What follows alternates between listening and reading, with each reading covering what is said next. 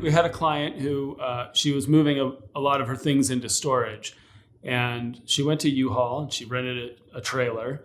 They installed a hitch onto her car and they recommended a trailer for her, and they recommended the largest trailer they had. This thing was enormous. It was bigger than her car.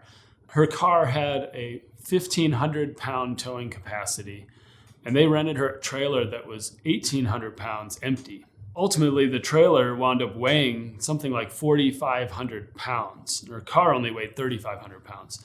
And as she started driving, she was driving up north on Interstate 25, and she rolled over a seam in the roadway, and the trailer just started wildly swaying back and forth, and it completely took control of her car.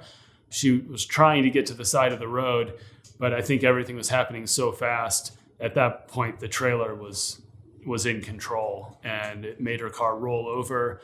Ultimately rolled over and wound up on its side. And she had to climb out through the passenger window to get out of the car. But she had horrible injuries to her head and her neck.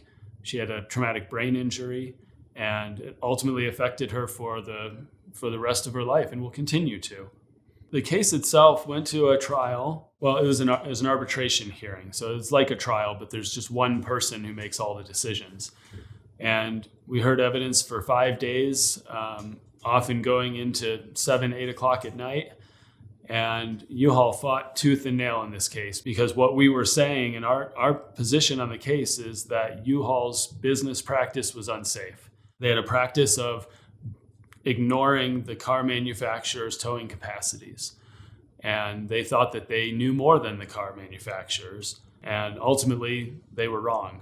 And the arbitrator ruled in our favor, and we got a ruling of over $2 million for our client.